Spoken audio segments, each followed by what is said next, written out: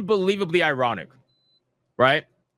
This is unbelievably ironic that this happened shortly after the Smash JT thing happened with McDizzle.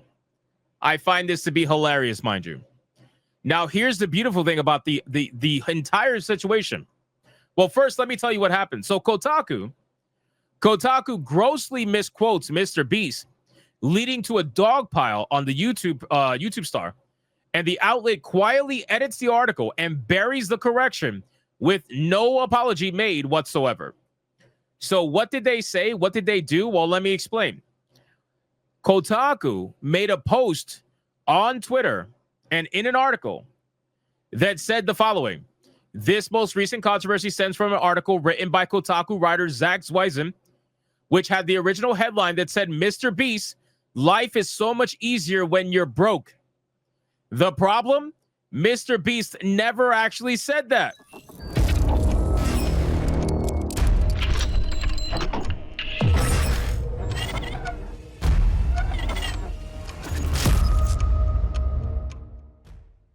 Now you guys see what I'm talking about? So now that you guys saw that, don't you think it's a little bit ironic that the people that were dogpiling on Smash JT for supposedly not vetting his sources and supposedly not getting his information correct and just supposedly running with whatever, they are unbelievably quiet when it comes to this particular thing? I haven't seen any of them talk about this. I haven't seen any of them quote tweet this and say, hey, Kotaku, you're lying. None of them. None of them are saying anything. It's almost as if it was never about journalistic integrity.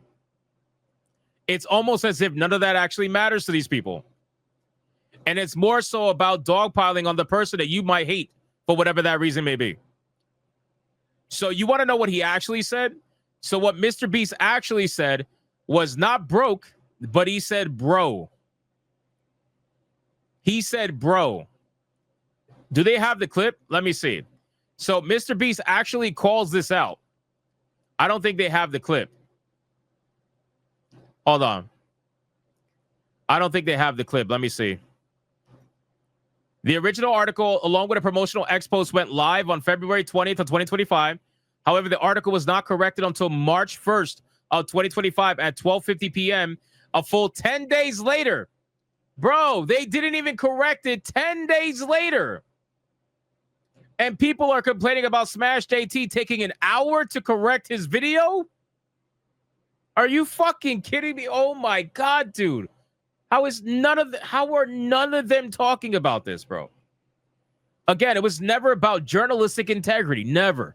It was never about journalistic integrity. It was only, hey, we want to go after XYZ person, and we found a way to do it. That's basically it. Bro, these people took 10 days. 10 days to offer a correction, and they didn't even apologize for it. It's fucking hypocritical. And rather than issue a proper widespread correction or apology, Kotaku merely tacked on this small note at the very bottom of the page. Correction, on March 1st, a prior version of this article incorrectly quoted MrBeast as saying easier when you're broke when speaking about the challenges of his current lifestyle. The misquote came from a transcript provided by PR for the Diary of a CEO podcast ahead of the episode's airing. MrBeast has since clarified his statement in a post on X/Twitter, and we've updated the quote and the article's headline accordingly. Dude. So they didn't even bother checking the transcript. They just ran with whatever they were given. Again, where are the people that complain about journalistic integrity? Where are the people who are telling Smash JT he should have deleted his video and not just edited the video? They're doing the exact same thing here. They're doing the exact same thing here. They're not taking down the article. They edited the article all the way at the bottom of it so people can't even see it until they scroll to the bottom, if they even get to the bottom. Which most of the time they don't get to the bottom because Kotaku articles are fucking boring and terrible. Nowhere in this correction does Kotaku apologize for the mistake and the impact that it had on MrBeast and his brand. Nowhere does it acknowledge that it actively spread misinformation, intentional or not. And despite the erroneous error, Kotaku has not issued an X post correcting the record. Their misleading tweet promoting the article remained up for days before finally being removed. only after being flagged by a community note. Bro, this is fucking unbelievable. This is seriously unbelievable. But you know what?